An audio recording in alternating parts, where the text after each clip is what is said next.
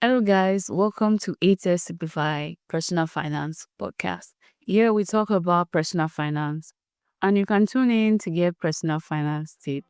Good, better, best. The three mindsets that shape how you spend money. Just because now you take personal finance seriously doesn't mean you automatically make the right financial decision. I am a strong believer of personal finance decision being personal, and what's right for the guns may not be right for the ganjas. But I am here to give informative tools optimal for your finance. So yes, personal finance decision is personal, but I'm just going to give you one or two information. So when it comes to spending, people think of why spending, frugality, many things go through your mind. So when people hear frugality, they usually think it means being cheap, but I personally like to categorize them into two. We have the frugal savers and the frugal spenders. One, let's talk about the frugal saver. A frugal saver focuses on spending the least amount of money possible. They often buy the cheapest option just to save money upfront, even if the item does not last long. This type focus on spending the least money possible even when it reduces quality of life. The goal is simple: avoid spending at all costs. Many people with a strong frugal mindset, the frugal savers sometimes make a mistake. They start avoiding necessary expenses. These are not luxury expenses, they are things that fall under the need. Now you guys are going to be looking at me and say, but that's what you always tell us to downsize on need. Downsizing is different from cutting needs. If I leave a lot of you suffer from serious money dysmorphia. Like your financial identity in your head does not match what you you actually have. And if I leave you guys will go and decide that I think I want a mansion when you guys cannot even afford to live in a self-con. So I'm saving you guys from yourself. I'm not telling you to go to somewhere unconducive. I'm saying match your spending, act your wage. That's what I mean by downsizing. I'm not saying, oh, completely live in somewhere unconducive for you. Well, that's for apartments. There's even a rule. 25% of your income should go for your rent. So if you're spending anything more than 25% of your income, you're doing yourself a disservice. Sometimes I say 20%. Here's where my sheep sheep nature comes in. I say 20%. People, other financial advisors say 25%. Yes, I'm cheaper than the rest of them. I also say when it comes to need like transport, it's not always necessary, especially where, quick pause, if you have ever felt like your money just disappears and you don't know where it goes, you're not alone. That's exactly why I created a free money reset program to help Nigerians take control of their finance step by step. It is simple, practical, and designed for real life.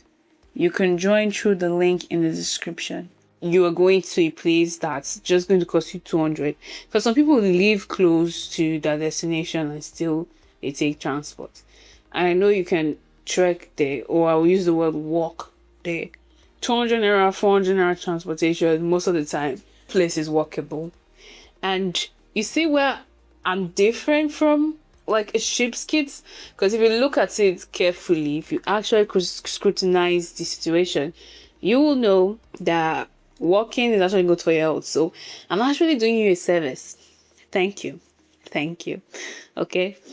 If you look at it, summarized, what I'm saying is don't avoid necessary expenses, but also be mindful that many people unintentionally inflate their needs. Like sometimes it just happens, okay? A lot of us suffer from money dysmorphia, and it's a real thing, okay? What you think you are, let me not get into that. Let's continue. Another issue is that people with a very strong saving mindset often feel guilty spending money on things that clearly are necessity, even when the expense is justified. They feel bad about it. And that's me. That's me right there. I think I did an episode where I was moving out and I was buying things that were necessary to have in the apartment. And I was freaking out. Genuinely, I almost had a breakdown. I'm sorry, I'm just very sensitive to price, okay? Not just that, I can remember shopping for things. You genuinely feel bad when you go spend money on things that are necessary. So spending money is difficult for you. Because of that, they may choose cheap items that break quickly just so they can feel like they're saving money in the moment. Honestly, this is something I struggle with a lot. I genuinely feel bad in making purchases. It's almost like if my mind is resisting to buy. My mind is resisting to purchase the thing that I really need at that moment. So you see me out like closing my eyes and paying for it as quick as possible because I could change my mind any moment.